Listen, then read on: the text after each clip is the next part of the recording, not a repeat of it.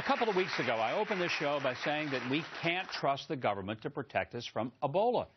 I went further and said that if someone with Ebola really wants to come to the U.S., they can just get to Mexico and walk right in.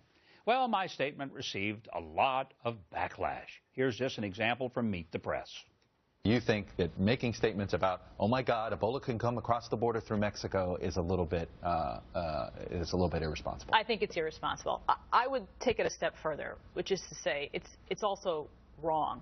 Well, fast forward a couple of weeks. With what we know now, were my comments all that far off? Joining me is Betsy McCaughey, the chairman of the Committee to Reduce Infection Deaths. Betsy, good to have you back. Glad to be back on such an important issue.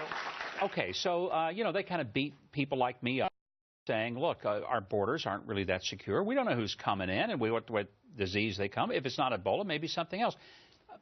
People in the elite kind of just sneer down and hold us all in contempt for thinking common sense ways.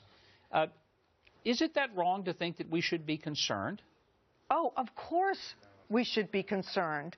And preventing a large outbreak of disease is much more important than just predicting it. And that's why I am calling for a travel ban, as so many others are. But to the fundamental question, could Americans die from Ebola, and if so, how many? That will depend on what hospitals do when infected travelers from Africa go to hospitals seeking care. And I can tell you, because I've spent a decade, more than a decade, in hospitals advocating for patient safety, our hospitals can't stop Ebola. Hospitals that can't stop staph and C. diff and other common infections that are racing through our institutions, killing 75,000 people a year, aren't going to be able to stop Ebola. Am I right? Yes. They know about these hospital infections. We've all had loved ones who had them.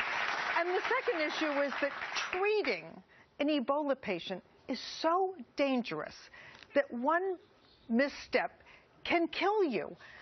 277 doctors and nurses in Africa have died treating Ebola patients. We're told, though, that we shouldn't be that worried about Ebola. More people die from the flu every year, and statistically that's true. So is there an unnecessary panic? Are we blowing it out of proportion? Is the news media help fanning the flames of this sort of unjustified fear? It's not that it's unjustified. The point is that we can prevent it through a travel ban. I wish we could prevent our children from getting many kinds of potentially deadly diseases, including this current enterovirus, by simply closing our borders temporarily. We can't. But in this case, we have an opportunity to contain a disease that is in Africa. And doing so is our responsibility, not only to our own country, but to many third world countries where we should make every effort to make sure it never gets there, like India or China, countries that don't have the infrastructure we do. But we particularly owe it to our own healthcare workers. I don't believe that doctors and nurses should face the risk of having to remove their protective gear perfectly, knowing that one misstep could kill them. We all make mistakes. I want to also say to our audience, I hope you'll just offer your prayers for those two nurses. I feel for them.